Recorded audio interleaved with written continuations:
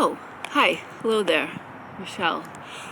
We're dreaming English, and excuse me. Today is the first day that we actually pushed our clocks ahead for daylight savings time.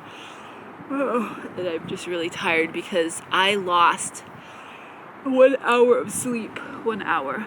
So I'm really tired from losing 1 hour of sleep.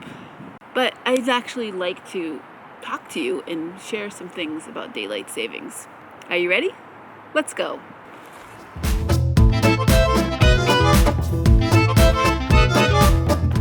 Well, daylight savings was actually first introduced as an idea, kind of as a joke, from Benjamin Franklin back in 1784.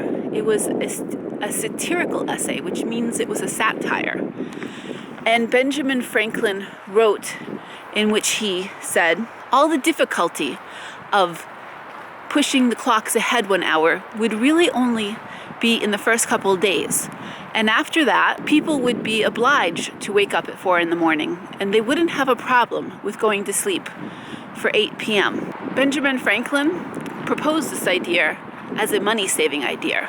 Now, it wasn't really an idea to save money on electricity, because they didn't really have electricity. It would have been an idea to save money on candle wax.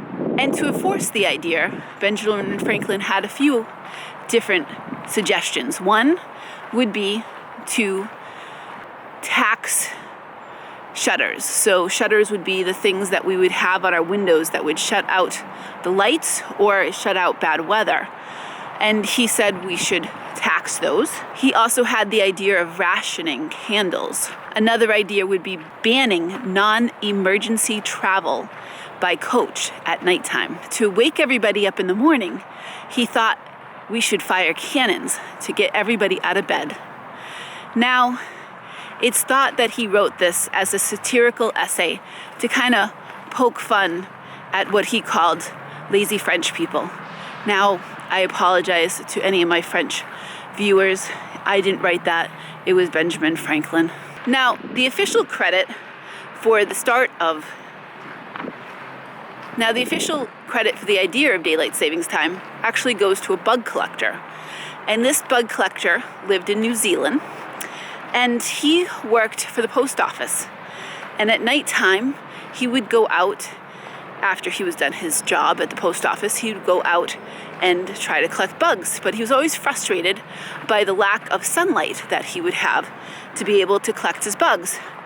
So he suggested an idea of pushing the clocks ahead in the spring so there would be more time to collect bugs at night when there'd be more bugs out and more time for other activities.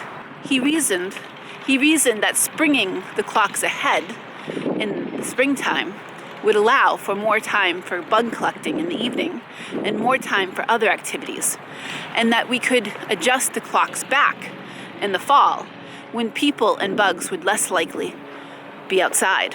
The idea was proposed to the New Zealand scientific community. It was rejected for being pointless and being overly complicated. But just 2 decades later, this idea would be implemented by many countries. World War I was the first time that daylight savings was actually implemented. And it was implemented first in Germany in 1918 as a way to save on coal. And after that, Britain and many other European countries followed suit. It wasn't until 1918 that the idea for daylight savings time spread to the US. A year after entering the war, America started practicing daylight savings time as a way to save on electricity. Many countries, including the US, ceased the official use of daylight savings time after wartime. Now, it wasn't until the 1970s and the energy crisis that the idea of daylight savings time came back into popularity. So the oil embargo of 1973 kicked off a nationwide energy crisis, and the United States government was looking for ways to save on energy consumption. Daylight savings time was imposed in the United States in 1974 as a way to save on electricity consumption. But not everyone was enthusiastic about this, especially parents that were forced to send their children to school before the sun rose. There's actually been studies to show that daylight savings time actually doesn't save energy. One study from 2008 from Indiana showed that energy use actually went up 1% after daylight savings was implemented. And that's because you only save on energy if people actually go outside and enjoy the extra sunlight. If they stay inside, they end up using more electricity by running air conditioners, running more lights, running more electrical appliances. Now, it's also been found that there is some health hazards to daylight savings. Numerous studies have shown that losing the extra hour of sleep actually impacts our life by increasing our chances for heart attacks, strokes, and other illnesses. But there are some benefits to daylight savings time. Though people love to complain about it, daylight savings time isn't all bad news. One notable benefit is a decrease in crime. One study from 2015 showed that once we implement daylight savings time, crime, and we can hear some police sirens right now, robberies actually go down by 7%. Now, daylight savings is not observed in all 50 states. Arizona, which is not known as a sunshine state, however, doesn't really have a need for extra sunshine, does not observe daylight savings. However, a big reservation called the Navajo Reservation, a Native American reservation, does observe it. So inside the big state of Arizona, there is a Indian or Native American reservation that does observe it.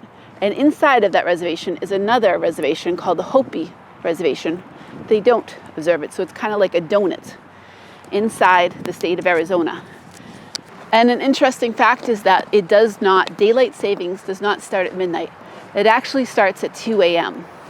It's delayed to 2 a.m., hoping that most people will be asleep, and people that have to work early in the morning won't really notice it because they'll be asleep. And most restaurants and bars would be closed by then. Now, the candy industry actually lobbied for an extension of daylight savings for decades because they believed that it interfered with their sales. That's because daylight savings actually began at the time. That's because daylight savings at the time began the last Sunday of October, and that is right before Halloween.